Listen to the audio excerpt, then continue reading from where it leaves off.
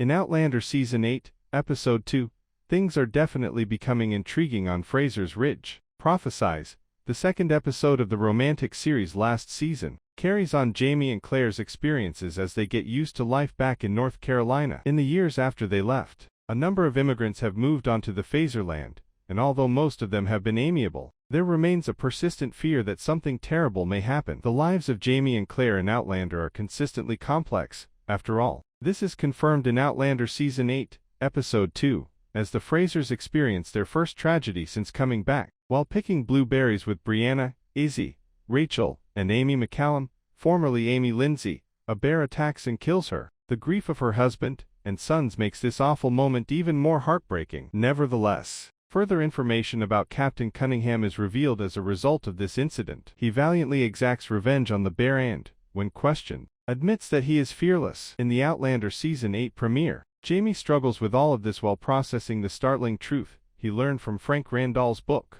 James Fraser was one of the people killed in the Battle of Kings Mountain, according to Claire's ex-husband. Claire decides to disregard the future's warning, but Jamie becomes increasingly alarmed when people with the exact same names that Frank promised to fight beside him show up on his land. In the meantime, young William Ransom starts looking into his cousin Benjamin Gree's death. William learned that Ben had passed away from illness while being held captive at a rebel camp, but he doesn't like the whole situation. In an attempt to find additional answers, he goes to the camp to retrieve Ben's possessions. This leads us to the dramatic conclusion of Outlander Season 8, Episode 2, as William digs up Ben's grave out of desperation. In Outlander Season 8, William finds nothing about Benjamin's passing to be satisfactory. A young soldier at the camp tells him that when he last saw Ben, he seemed to be recovering, but upon his return from camp, he discovered the prisoner had passed away. When William examined Ben's personal possessions, his suspicions increased. Ben's older cousin had promised to always carry the small tin soldier that William had given him,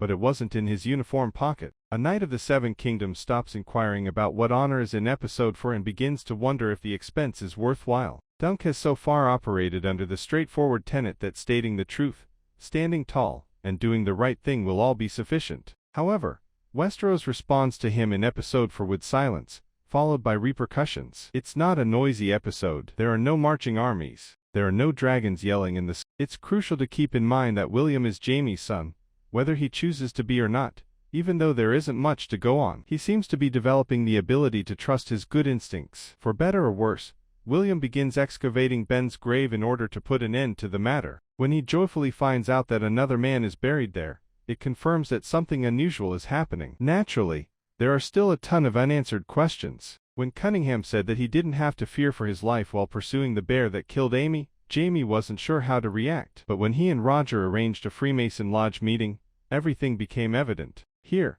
Cunningham recounted the tale of his son's passing and how, upon the young soldier's death, he opened his eyes and assured his father that they would cross paths again in 7 years. According to Cunningham's interpretation of his son's posthumous message, he would pass away no sooner than 7 years from now. Since his wife is a time traveler, Jamie does not question the existence of the supernatural. He challenges Cunningham's account in certain ways. He talks to Roger about how anxious he is about the issue because there are far more risks associated with a man who thinks he cannot die. One of the best examples of what such a mindset could motivate is Cunningham's courageous pursuit of the bear. Jamie is aware that Cunningham's carelessness could endanger others, even though he might not care too much if he poses a risk to himself. In addition, Jamie is still unsure about his level of faith in Cunningham. Being at odds could be made more difficult if the man turns out to be an enemy because of his conviction in the prophecy that he wouldn't die for a few more years. We can see that Jamie is still thinking a lot about Frank's book. During Outlander Season 8, Episode 2, Claire is certain that the death predicted in the book won't occur,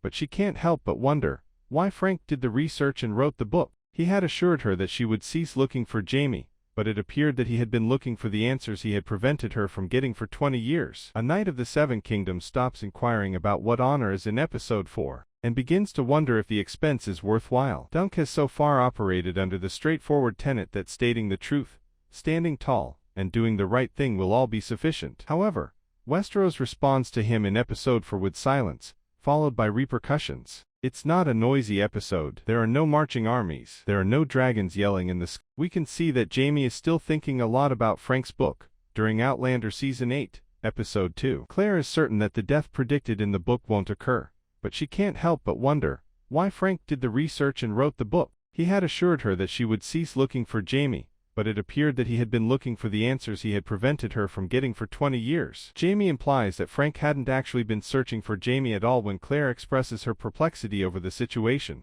Rather, the man had searched through old documents seeking evidence of Claire's past. Oh. It would effectively be a prophecy that Claire would eventually abandon him and go back in time if Frank discovered evidence of her existence in the decades following Culloden. Jamie believes that the book predicting Jamie's death is a form of retaliation and that Frank has discovered exactly what he was searching for. Jamie might have dismissed Frank's book as nothing more than jealousy. After all, none of Jamie's men, whom he finds impossible to conceive fighting without, are mentioned in the pages. But Jamie has cause for concern when a man named Benjamin Cleveland appears at Fraser's Ridge. A nearby landowner named Cleveland informs Jamie that he and other people in North Carolina are organizing a militia, and he hopes Jamie will join. One of the men Frank mentions in his book as fighting beside Jamie during the Battle of Kings Mountain against the Redcoats is Cleveland. Cleveland specifically names John Sevier, Isaac Shelby, and William Campbell as other landowners. Throughout Outlander, young Ian has had a difficult journey,